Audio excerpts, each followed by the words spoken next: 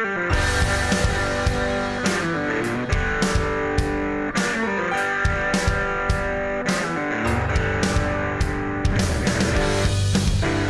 last time I rode an Aprilia Dorsoduro, way back in 2009, I got a speeding ticket, so I'm relieved to have avoided paying another hooligan tax during my 60-mile test ride on the new Dorsoduro 900.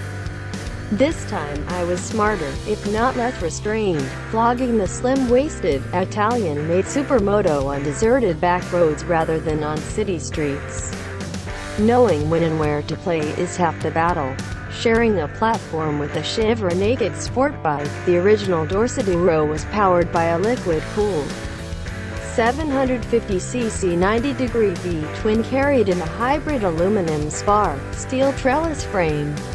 For 2018, the Dorsoduro Chevrolet Duos V-twinned its a longer stroke, 67.4mm, up from 56.4mm.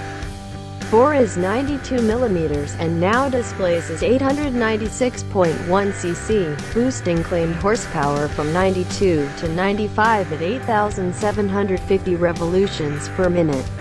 The big payoff with a longer stroke is more torque, which jumps from 60.5 pounds-feet at 4,500 revolutions per minute to 66.4 pounds-feet at 6,500 revolutions per minute and stays above 60 pounds-feet from 4,000 to 8,500 revolutions per minute, claimed at the crank.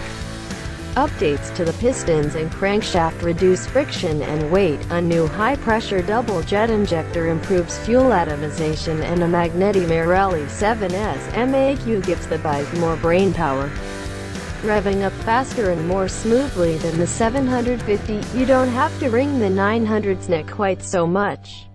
They're the same three engine maps: Sport, Touring and Rain, with Sport less unruly than before. Touring continuing to be the happy medium and Rain being appropriately dull for slick, dreary conditions. Even though horsepower and torque are the same, the Dorsoduro has more aggressive engine mapping than the Chevrolet, which was obvious after back-to-back rides. Other changes were aimed at sanding off rough edges and reducing weight. A redesigned hydraulic clutch and a wider primary gear ratio reduced clutch lever effort by 15%, and the bike's 6-speed transmission is now a slick shifter, eliminating the throttle-by-wire cables and replacing the adjustable, upside-down 43mm Kayaba fork with a 41mm unit saves 3.1 pounds, and running the same lightweight 3-spoke wheels as the RSV4RR reduces unsprung weight by 5 pounds. But even after the slim-fast plan, the Dorsoduro's 467-pound curb weight is still heavy for this class of bike. With race livery shared with the Hair on Fire RSV4 and Tuono sport bikes, and supermoto must-haves like a high front fender, a motocross handlebar with handguards, a dirt bike-style seat perched 34.3 inches high, underseat exhausts and cleated foot pegs, the Dorsoduro's mission statement appears to be, "Ride fast and don't get caught," on a smooth, winding road. The shorter final drive ratio, firm suspension, strong radial mount front calipers, sticky Dunlop qualifier tires and generous lean angle are just the tools you need to keep up a brisk pace. And switchable ABS and traction control help keep you out of trouble, though not necessarily with a local constabulary.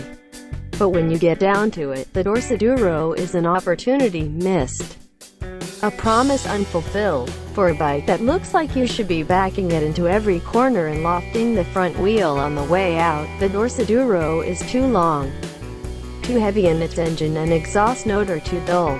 This bike should feel light and nimble, but its steering is slow and hustling it back and forth requires effort.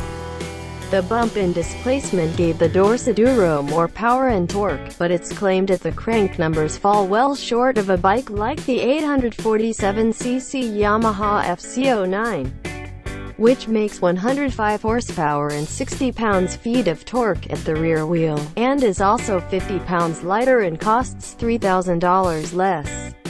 This isn't a comparison test, of course. And Italian and Japanese bikes are like chocolate and vanilla, different flavors that appeal to different people. Aprilia certainly nailed this styling on the Dorsoduro.